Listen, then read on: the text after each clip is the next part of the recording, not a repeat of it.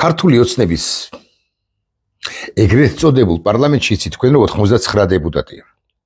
99 ბანდიტი მეთქი ასეთ შემიძლია თქვა, მაგრამ მოდი ერთი წამით ავწდეთ ამ სიტყვებს რომ ამ სიტყვას რომ არ გადავიდეს აქცენტი მაინც და მაინც მასზე.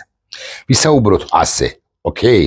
99 დეპუტატია. 99 ერთმანეთზე უკეთესი, გონიერი მოქალაქე და მოუკიდებელი საქართველოს. ნინო წილოსანი ჯობია, მარიამ ლაშხს პირიქით, მარიამ ლაშხი ჯობია, ნინო წილოსანს ორივე ორთავენი ჯობიან გიავოლსკის და გიავოლსკი კი მამუკამდინარეზეს ან მამუკამდინარაძე ყველას და შალვა პაპუაშვილი საერთოდ ყველას და ირაკლი ზარქუა შალვა პაპუაშვილსაც კი. გონიერები არიან მეთქი აკი გითხარით. მაგრამ ამ 99 გონიერ დეპუტატს რომ ვკითხო, ან რამდენი მათგანი გვიპასუხებს ამ 99 გონიერი დეპუტატიდან სამხრეთ ოსეთის ავტონომიური ოლქი, იგივე ცხინვალის რეგიონი, რამდენ დანარჩენ ქართულ რეგიონს ესაზღვრება. აი ირაკლი ზარქუას ყველაზე გონიერად რომ მივიჩნიეთ და ასეც გითხარით მასზე. რომ ვკითხო, გვიპასუხებს თუ არა დაგუგლის, და იანდექსების, და რამბლერების, და ადნაკლასნიკების და არ ვიცი კიდე და რაღაცის და ჯანდაბის გარეშე. ჩემი აზრით ვერ გვიპასუხებს, მაგრამ არც ირაკლი ზარქუაზე არ გადავიტანოთ აქცენტი ახლა მაინც და მაინც. არ ვილაპარაკოთ იმაზე, რომ ირაკლი ზარქუა, რომელიც გონიერად კი მოიხსენიეთ, რეალურად უვიცია. 99-დან ჩემი აზრით ცოტა თუ აღმოჩნდება ისეთი, რომელმაც ზუსტად ან მეტნაკლებად ზუსტად იცის პასუხი ამ არც თუ რთულ შეკითხვაზე. არა და 4 რეგიონს ესაზღვრება სამხრეთ ოსეთის ავტონომიური ოლქად მოხსენიებული, რეალურად კი ცხინვალის რეგიონი. თუ გნებავთ ჩამოვასახელოთ. ყველაზე დიდი საზღვარი აქვს შიდა ქართლთან, გორი, კასპი, ხაშური. აი ეს ხაშური რატომ არის იცით საინტერესო, კიდევ აი ჩორჩანა ეს სოფელი რომ გავიგეთ ამ ბოლო ხანებში ყველა. ბევრმა იცოდა ცხადია, მაგრამ უმეტესობამ ხომ არ იცოდა ჩორჩანა, საგუშაგო, გახარია, წულუკიანი რო ედავება ამ გახარიას, ერთი სოფლის ერთი მაცხოვრებელი რო გამოხავს, რომელიც რაღაცეებს ლაპარაკობს, რომელსაც თავის მხრივ დაეყრდნობა წულუკიანი და გახარიას წინააღმდეგ გამოიყე. ეს ხო გავიგეთ? აი ეს ჩორჩანა სოფელი არის სწორედაც რომ ხაშურის რაიონში, იქ არის უამრავი, არა, ბევრი, მოდი ასე ვიტყვი. სოფელი, რომელთა მნიშვნელოვანი ან გარკვეული ნაწილი მოხვდა საოკუპაციო ზოლს მიღმა, ცხინვალის რეგიონისაკენ რუსებმა მოახდინეს ოკუპაცია და ასობენ ამ მავთულ ხლართებს, ჭიმავენ და ჭიმავენ უფრო ზუსტი რომ ვიყო. ბუნებრივია რაღა ისინი ჭიმავენ ამ მავთულ ხლართებს და ახალ საოკუპაციო ხაზებს ავლებენ. ნებისმიერი პასუხისმგებლიანი ხელისუფლება დააკვირდებოდა მინიმუმ. მე არ გეუბნებით რომ წინააღმდეგობას გაუწევდა და რომელიმე პოლიციელს ცეცხლს გაახსნევინებდა. მათთვის უბრძანებდა ცეცხლი გახსენიო, არა, მაგრამ დააკვირდებოდა ნებისმიერი პასუხისმგებლიანი ხელისუფლება და დააკვირდებოდა ყველა იმ რეგიონში თუ პატარა სოფლუკაში, სადაც თეორიულად შეიძლება რაღაც რუკებზე 30-იანი წლების რუკებზე დაყრდობით რუსებმა ახალი საოკუპაციო ხაზი გაავლოთ. და ახლა მე მაქვს კითხვა ხსენებულ 99 დეპუტატთან გონიერ ირაკლი ზარქუასთან, პირველ ყოვლისა ყველაზე გონიერთან უკაცრავად ცხადია ირონია ამ ჩემს სიტყვებში. სად აკვირდებიან?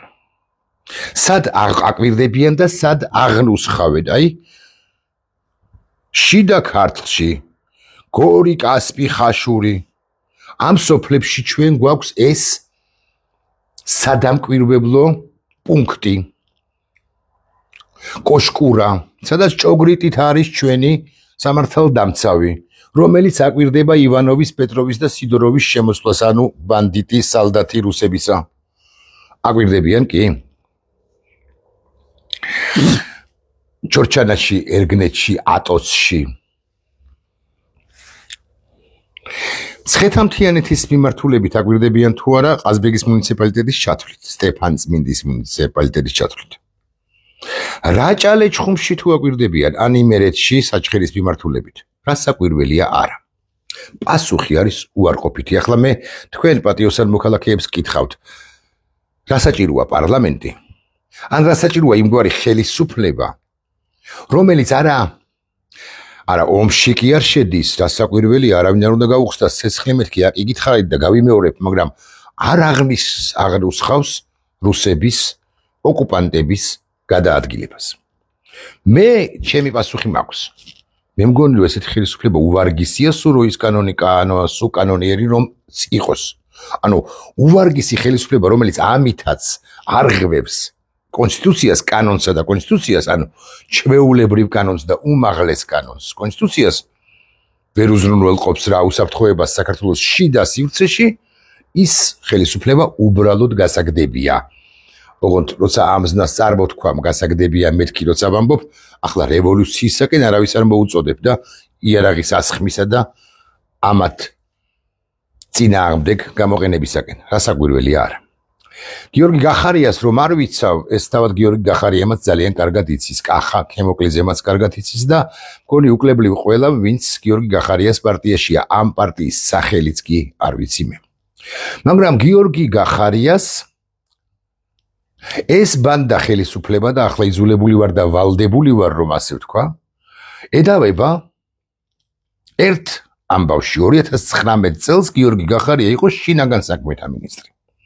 და გიორგი გახარია რომ შინაგან საქმეთა მინისტრი იყო, იმ უიშვიათეს სწორ გადაწყვეტილებათა შორის, რომელიც მას მიუღია, ერთ-ერთი, აი უხეშად სამი გადაწყვეტილება აქვს მიღებული სწორი, ერთ-ერთი იყო სწორედ ხსენებულ ჩორჩანაში ამ საგუშაგოს თუ სადამკვირვებლო სადაშო საგუშაგოს კოშკურის ჩადგმა და იქ შინაგან საქმეთა სამინისტროს თანამშრომლების გაშვება, რათა ისინი ჭოგრიტით დააკვირვებოდნენ, სად გადაადგილდებიან ოკუპანტები, რომ მერე აღენუსხათ და ჩაეწერათ და მერე საერთაშორისო ჩვენს მეგობრებისთვის ეცნობებინათ და იქნება და მომხდარი იყო, რომ რუსებს უკან დაეხიათ, ან ვერ დაიხებდნენ, ან დაიხებდნენ, ყოველ შემთხვევაში ისტორიას კი დარჩებოდა უკვე შემდგომ იმისთვის, რომ ჩვენ სამართლებრივადაც ვიდაოთ რუსეთის ფედერაციასთან როგორც ოკუპანტ ქვეყანასთან. წულუკიანმა დაიბარა სწორედ გახარია. გახარია მივიდა ამ კომისიაზე.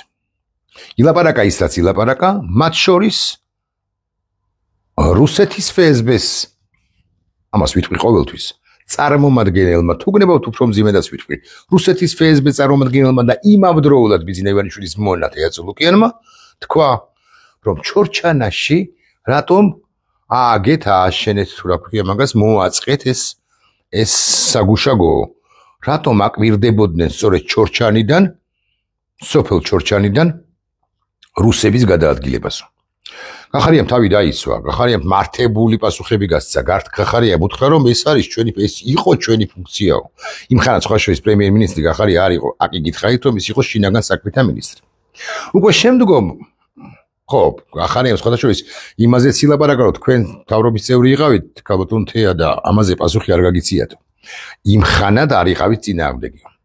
უკვე შემდგომ ოღონდ სახელი არ მახსოვს, დაიბარეს ამ კომისიაზე ერთი სახელის უნდა გავიხსენო, თუ მოვინდო მე გამახსენდება გზადაგზა, ერთი ადგილობრივი ჩორჩანელი კაცი, ასაკიანი კაცი, კარგი კაცი, რასაკვირველია, ცუდი კი არა, კარგი, რომელსაც ეს წულუკიანი ბანდიტი მიაწვა და კითხა წულუკიანმა ბანდიტმა, როდის შემდეგ რა მოვლე რა ამბის შემდეგ მოხდა იმ ტყის დაკავებაო, აი მისო, იქით რო არისო, ჩორჩანისაკენო, ვამარტივებ, ხო? ამ კაცმა იფიქრა, ვერ გეტყვით, გაიხსენა თუ ვერ გაიხსენა, თქვა რომ აი ეს ტყეო 24 აგვისტოს შემდეგ დაიკავეს და წულუკიანმა მიიყვანა, ან ისე გამოიყვანა უფრო ზუსტი რომ ვიყო რომ ყველაფერი გადაბრალდა სწორედაც რომ გახარიას რომ არ ჩაედგა ეს რა ქვია ამას მონიტორინგის პუნქტი ქვია, ხო ეს კოშკურა სადაც საქართველოს სამართალდამცავები აკვირდებოდნენ, საიდანაც აკვირდებოდნენ რუსებს, რომ არ ჩაედგა ოკუპაცია იმ ტერიტორიისა, იმ ტყის მასივისა, სულაც არ მოხდებოდაო, ესე გამოიყვანა თეაწულუკიანმა. რა მე მიფიქრია და რაში სჭირდება წულუკიანს კი არა ბიძინა ივანიშვილს მთავარ ბანდიტს, ეს ყველაფერი გახარია სტაჭერისათვის, მე ამას ვფიქრობდი, გულახდილად გეტყვით, ეს ვერსია ყველაზე დამაჯერებელ ვერსიად მიმაჩნდა.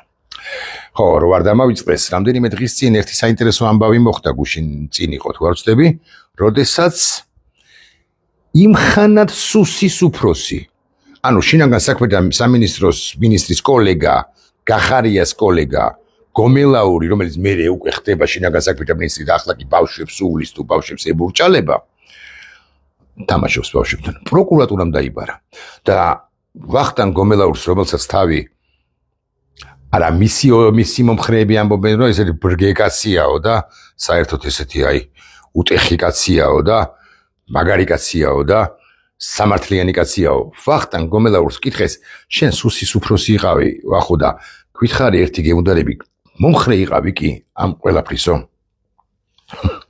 ვახტანგ გომელაურმა იცით რა უპასუხა? სუსიო. ეს გახარია საზიზღარი კაციაო. სუსიო სულ ამბობდა, რომ ამ საგუშაგოს ჩადგმა არამც და არამც არ შეიძლებაო. ჩაუშვა, ასე ვიტყვი, ვახტანგ გომელაურმა გიორგი გახარია. მან გააკეთა ის, მან მისი ქმედებების გამო რუსებმა განაგრძეს ოკუპაციაო. გიორგი შაიშმელაშვილი, ჩემი მეგობარი და თავისუფლების მოედნის წევრი წერს. ჩავიკითხოთ მისი სტატუსი, ცოტა ვრცელია, მაგრამ ვეცდები კია რომ ჩავიკითხო ყველაფერი. დავუშვათ ჩორჩანასთან დაკავშირებით გახარია მიიღო ვთქვათ და არასწორი გადაწყვეტილება. როგორ იქნებოდა შესაძლებელი, რომ ეს გადაწყვეტილება სისრულეში მოეყვანა მხოლოდ შინაგან საქმეთა მინისტრს, განსაკუთრებით იმ ფონზე, როდესაც ამ გადაწყვეტილებას, როგორც ახლა ამტკიცებს, მძიმე მხარს არ უჭერდა სუსის იმდროინდელი უფროსი გომელაური, ანუ მართლაც რას გახდებოდა გახარია სუსის ხელმძღვანელი თუ უპირისპირდებოდა. ოკეი. გომელაური ვალდებული იყო ასეთ საგანგებო ამბის შესახებ ეცნობებინა მაშინდელი პრემიერი ბახტაძისათვის, რომლის ალი და კვალი არ ჩანს. არც ამ პროცესში და მე მგონი არც ქვეყანაში. თუ გომელაურმა საქმის კურსში ჩააყენა ბახტაძე, იმ წამიდან პასუხისმგებლობა და ასეა ბატონებო, თუ სახელმწიფოზე ვლაპარაკობთ და არა რაღაცა ქაოტურ ურთიერთობებზე ბანდის წევრებს შორის, ასეა. თუ გომელაურმა საქმის კურსში ჩააყენა ბახტაძე, მე წინააღმდეგი ვარ და გახარიას დაუჩემებია ესა და ეს გავაკეთოთო. პასუხისმგებლობა და გაკეთდა ეს საგუშაგო, პასუხისმგებლობა გადავიდა ბახტაძეზე. ბოდიშ ვიხდი მე ბახტაძისათვის ხელბორკილის დადებას არ ვითხოვ, რა საკვირველია, უბრალოდ ხსნი. რუსულად გიორგი ხსნის. თუ არ უცნობებია ბახტაძისათვის, ის ინაწილებს, ანუ უშუალოდ გომელაური პასუხისმგებლობას გახარიასთან ერთად. ორჯერ 2 არის 4, 3ჯერ 3 სარქუას ვეკითხები ყველაზე ჭკვიანს და გონიერს ქართულ ოცნებაში. 3ჯერ 3 რამდენია? ბატონო ირაკლი. ნორმალურ ვითარებაში გიორგი შაიშმელაშვილის სტატუსს გითხობ, ფაკი გითხარით, ასეთ დროს უნდა შემდგარიყო ეროვნული უსაფრთხოების საბჭოს ხდომა. ბოდიშ ვიხდი, აქვე ვიტყვი, რომ უშროების საბჭოს თუ უსაფრთხოების საბჭო სხდომების მოწვევას მათ შორის მეც და მე ვიყავი ასეულს მიღება ცხადია და უშუალო სპეციალისტები ხო ამბობდნენ პირველ ყოვლისა იმას, რომ ნუ აუქმებთ უშროების საბჭოს და უსაფრთხოების საბჭოს თუ არ ქმნით, მაინც და მაინც ეს იყოს ქმედითი სტრუქტურა. ოღონდ ამათმა არც ერთმა ბანდიდან ეს არ შეისმინა და ფორმალურად დაარქვეს უსაფრთხოების საბჭო. ოღონდ სხდომა ერთიც კი, კინკილას სხდომაც კი, რამდენადაც მახსოვს არ ჩაუტარებიათ, შესაძლოა 1 ან 2 ჩაატარეს. მართლაც ოღონდ ეს სხდომები მით უმეტეს ამ турბულენციაში როცა ვართ, უნდა იმართებოდეს ყოველდღიურად. იქ უნდა იწვევდნენ პირებს, რომლებიც არ არიან მუდმივი წევრები, უნდა ესაუბრებოდნენ, უნდა არკევებდნენ, უნდა იკვლევდნენ, დასკვნებს უნდა აკეთებდნენ და ასე შემდეგ. სადაც გახარიასთან, ესე იგი ნორმალურ ვითარებაში ასე დროს უნდა შემდგარიყო ეროვნული უსაფრთხოების საბჭოს ხდომა, სადაც გახარიასთან ერთად საკუთარ პოზიციის წარმოდგენის საშუალება მიეცემოდა გომელაურსაც და მხოლოდ ამის შემდეგ შეძლებდა ინფორმირებული გადაწყვეტილების მიღებას პრემიერი ბახტაძე და არა შინაგან საქმეთა მინისტრი გახარია. სხვა შორის ეს ბახტაძე მართლა პრემიერი იყო, მე დამავიწყდა მეთქი ასე ვიტყვი. გადაწყვეტილებას თუ ის ვერაფერში ვერ იღებდა 19 ივნისთან დაკავშირებით ვერ მიიღო გახარია, მიიღო მერე იქ აგორია ის ანზორ ჩუბინიძემ აღასრულა, შეიძლება სხვა აღასრულა, გომელაური იყო ჩართული იქ ვიღაც ხვები და ასე შემდეგ და ბახტაძე სად ფიგურირებს საერთოდ მართლა პრემიერი იყო? ვინ დანიშნა საერთოდ ეგ რა მაგის პასუხია? არა ბიზინემ რო დანიშნა, ეს ვიცი, მაგრამ რატო დანიშნა? მეთქი ასე ვიტყვი. სულ არ ვერჩი მამუკა ბახტაძეს. რკინიგზიდან გადამოიყვანეს. ეს მაღალი კაცი. არ ვერჩი. არა. სხვებთან შედარებით უდრტვინ აი ამათ პრემიერებთან შედარებით ასაკვირია უფრთო, მაგრამ ანგელოზია ბახტაძე. ალბათ გვირიკაშვილიც. მაგრამ და გადაწყვეტილებას იღებდა. აღარ ჩავიკითხავ ახლა გიორგის სტატუსს თავიდან ბოლომდე. ამ ამბიდან რამდენიმე თვეში ეს ხალხი სიხარულით დათანხმდა გახარიასთან როგორც პრემიერთან მუშაობას. ეს საინტერესო რაკურსია, რომელზეც გიორგის ამახვილებს, ყურად გიორგი ამახვილებს ყურადღებას. გომელაური თუ ესეც წინააღმდეგი იყო ამ გახარიასი, რატო ეთანამშრომლებოდა ცუდ გახარიას? ახლა გადავდივარ სხვა პირის სტატუსის საკითხვაზე, თქვენის ნებართვით და ეს არის დავით კაცარავა და მე ნელ-ნელა ამოვწუროთ კიდეც ეს თემა. დათო წერს 2019 დათო ვაჟკაცი, დათო პატრიოტიკაცი, დათო რომელიც თავის ჯგუფთან ერთად თვეების წლების განმავლობაში აკვირდებოდა ის ასრულებდა იმ ფუნქციას, რაც სახელმწიფოს უნდა შეესრულებინა.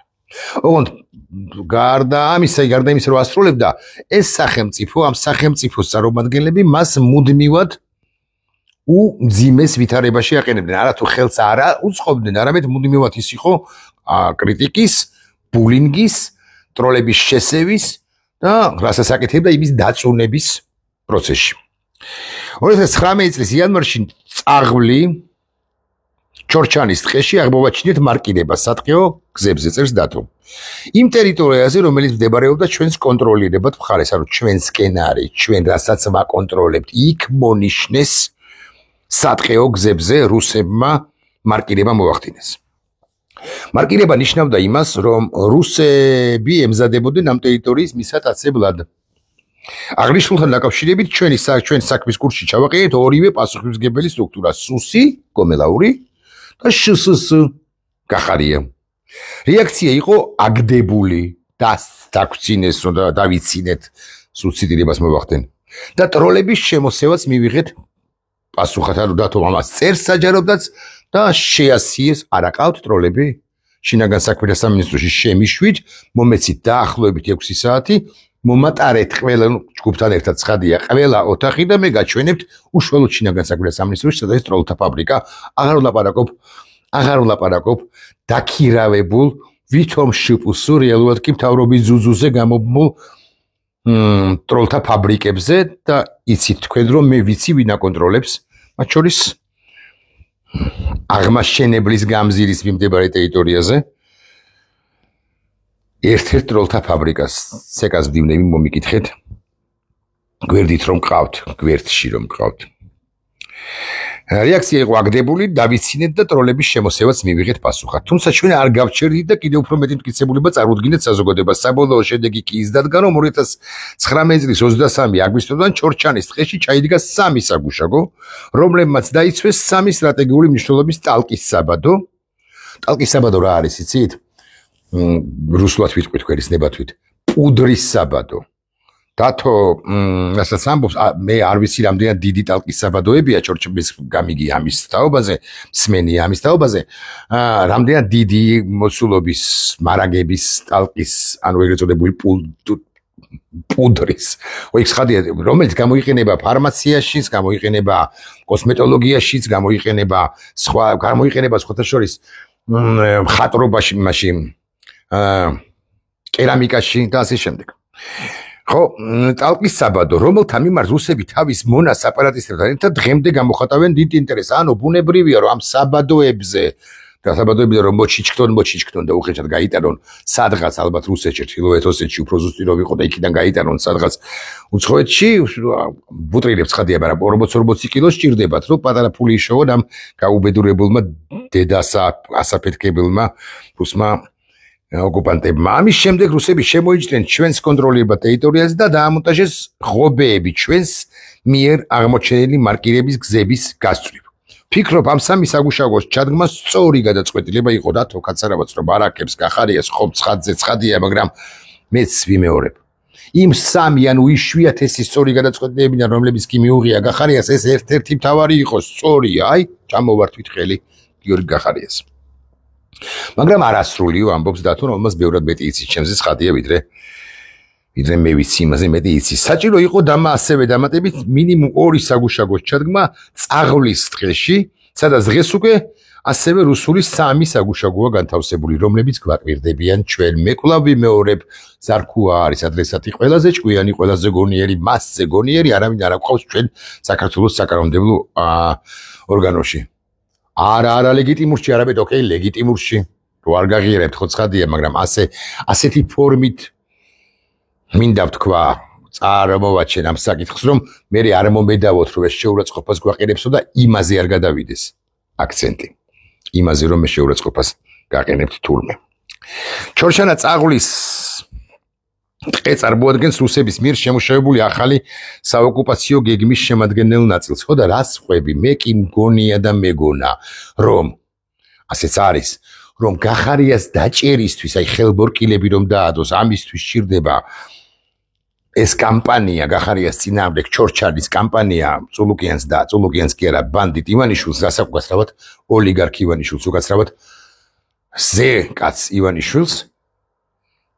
მაგრამ ეს შეიძლება სულაც არ არის ესე და დათო ამ ვერსიას ან ვითარებს სწორედაც რომ ჩორჩალის დღეში განლაგებული ქართული საგუშაგოები უკვე მე-6 წელია წარმოადგენენ რუსებისთვის დაუძლეველ წინაღობას, თუმცა IPR მის შეხვედრებზე ამ საკითხის პერმანენტულად დაყენების იქით ისინი ვერ მიდიან. ჩემი სუბიექტური შეფასება და ვარაუდი ამ კონკრეტულ ამბავთან დაკავშირებით გახლავთ ის, რომ ეს საკითხი კომისიამ ხელოვნურად წამოსია იმისათვის, რომ საბოლოოდ გააუქმოს ეს საგუშაგოები და საჩუქარი გაუკეთოს თავის ბოსებს კრემლში. აი ეს არის, როგორც ჩანს, თავარზე თავარი. იმიტომ არა რომ გახარია დაიჭირო, თუმცა არც ის არ არის გამორიცხული საბოლოო ჯამში ამათ ხელში და ამათ ინებში რა იხარჯება გონიერი კაცია ზარქუა გითხარით ზარქუას twinებში გამოზარქუებულების twinებში რა იხარჯება ღმერთმა უწყის, მაგრამ როგორც ჩანს საჩუქარი უნდა მისცენ გადასცენ აჩუქონ ერთი სოფელი კი არა მთელი ეს სივრცე რუსებს, იმიტომ რომ ისინი დადიან საბადოებიც უნდათ და არა მხოლოდ საბადოები, მათ უნდათ მეტი და მეტი ქართული ტერიტორია. მე თქვენ ისნებართ აღარ ჩავიკითხავ დათოს სტატუსს თავიდან ბოლომდე, იმას კი ხელახლა ან ხელმეორედ ვიკითხავ. როგორ გონიათ საქართველოს პარლამენტის, კანონიერი პარლამენტის დეპუტატებო, რამდენი რეგიონი ესაზღვრება ოკუპირებულ ცხინვალის რეგიონს? ანუ თქვენ რო სამხრეთ ოსეთის ავტონომიურ ოლქს უწოდებთ იმას, რამდენი დანარჩენი საქართველოს რამდენი რეგიონი ესაზღვრება და შეგიძლიათ თუ არა ჩამომისახელოთ, მაგალითად ზარქუას დავარებოთ თავი, ბატონ ლადო ბოჟაძეს არ მიმართავ, კახაძეს მიმართავ, ბოჟაძე ვერ ჩამოასახელებს. ბოჟაძე ოპოზიციაში წასულა, ეგრე მაგის პასუხია. ესე იგი, ესეთი ბედნიერი ბაიშვიათად თუ გესმის ამ ბოლო ხანებში. როგორ გონიათ, რამდენი ესაზღვრება? ბიზინა ივანიშვილმა ნაჩალნიკმა იცის კი შეგიძლიათ მანახოთ სამხრეთ ოსეთის ავტონომიურ ოლქი ესე უხეშად ცხადია მოფარგლოთ ფანკარი დადოთ და ესე დაახლოებით მოხაზოთ სად გადის საზღვრები. თქვენი მშობლიური საჩხერისაკენ ბატონო ბიზინა სად გადის საზღვარი დაახლოებით შეგიძლიათ მითხრათ?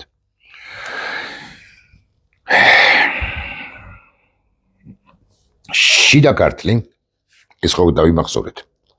ცხეთამთიანეთი, რაჭა ქვემო სვანეთი და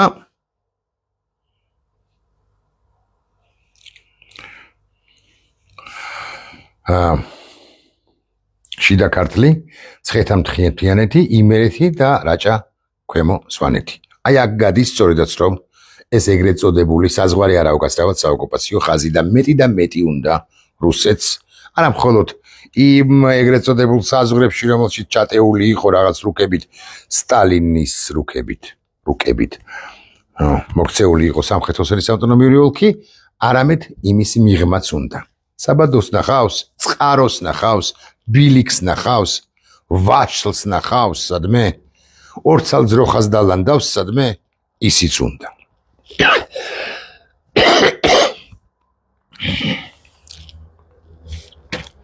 კახარია კი რასაკვირველია არ უნდა დაიჭირო ამ საქმეზე და არც არანაირ საქმეზე. და საერთოდ ამ მათი დასაჭერი არც არავინ არ არის.